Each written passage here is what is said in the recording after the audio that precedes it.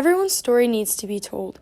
CPHS News and the Wolfpack sent out a survey in January asking students who consider themselves to be young conservatives to answer some questions, and the responses were varied. On a scale of 1 to 10, how open are you about your views? Probably say like an 8. Probably a 7 or an 8. Say about a 6. Like a 9 or like a 10. I'm pretty willing to talk to just about anybody about what I think on any subject if they're willing to hear me out. Yeah, I'm probably 10 out of 10 open. Probably a 5, just like in the middle, because I don't like confrontation, so I don't want to like argue with anyone about it. I kind of just like agree to disagree, but like I'm very like strong in like what I believe. We first talked to junior Stephen Barrick. Barrick considers himself a poster child for the young conservatives at CPHS. This is partly because he wears his Trump hoodie to express his support for President Donald Trump, despite all the looks that strangers give him. Like bring it to school or put it on, do you like think about what could come from that at all? Mm-hmm. Yeah, I know when I put it on every morning that I'm going to get hated for it. Mm-hmm. And then I know if I'm going to post a picture in it, it's going to be even 10 times more hate. 10 times more hate. So, yeah, I kind of have to prepare for it when I leave the house. So do you have to like mentally prepare? What kind of like mentally prepare do you have to go through?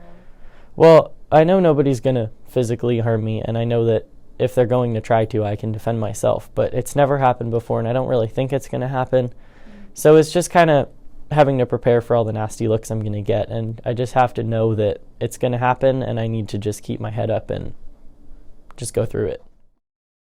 But Barrick isn't the only person who feels the blowback for their expression. Senior Kennedy Hott, who asked not to be recorded, talked about an instance in the celebrity's dance gym reflecting the same experience.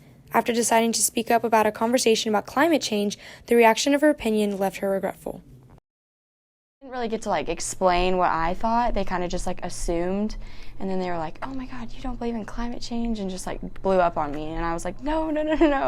Like they kind of just like assumed. So you like stated your view, and then sort of like, I didn't really get to. It seems as though not everyone who identifies as a conservative supports President Trump. Out of 28 surveyed, all but one said that people automatically associate them with Trump's actions. Senior Jenna McQueen and Jack Shields talk about that. You have to have a necessary step in the conversation where you point out you don't like the guy, you don't agree with him on everything. In fact, I disagree with him on most things. And then you have to take a while. You essentially have to spend a lot of time proving that your intentions are pure before they'll listen to you about anything, because they just kind of start from the preconceived notion that you have like ill intent and you don't care as much about the people who are affected by the issues as you do, because President Trump doesn't seem like he cares. So you have to show that yes, you do care, you just have a different opinion about what we should do in order to fix it. A lot of people are very outspoken, like if they are like super conservative about like if they do or do not support Trump. And so I think, like I said before, like people just put all conservatives in a box if they say they're conservative, especially teenagers, because I feel like a lot more teenagers are liberals nowadays. So it's harder to like come out and say that you are conservative to them, because you're going to feel like you're going to be judged by them. Do you feel that there's a preconceived image of young conservatives? Yes. What is that image? It's definitely going to be a bunch of like frat guys with MAGA hats, at least just like MAGA, whatever you want to pronounce it. So, I mean, that's just what I've seen. Yeah. Mm-hmm. Yes.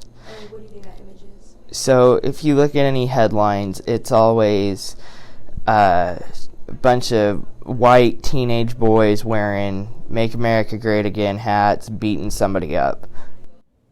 According to Pew Research, within the first 60 days, there were 3 times the amount of negative news stories regarding Trump than there were during each of the past 3 presidencies. Any news surrounding the administration or conservatives can affect the assumptions people make about their right-winged peers. Yes or no, do you feel that the image of conservatives has been altered under this administration? Yes, absolutely, hands down. Oh yes, for sure. Yes, very much. Yes, I do. I'm not a huge fan of President Trump. Just the way he comes across, he's very extreme, and I can understand why a lot of people are put off by that. In January, young conservatives received national attention when Covington Catholic high school students were filmed taunting an elderly Native American man while wearing MAGA hats. Since that incident, there has been much controversy about whether the boys at the pro-life rally in Washington, D.C. were portrayed accurately by the media. Senior Reem Mayhem said this about the incident. Video.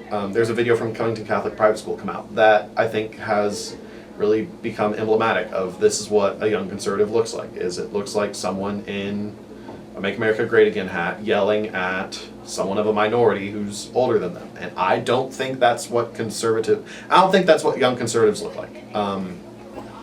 I think that has become, though, a lot of what the preconceived notion in our society is of what young conservatives are. But regardless of the assumptions, people of all views are forced to be around each other in school. This situation makes for several dynamics within friend groups and peers.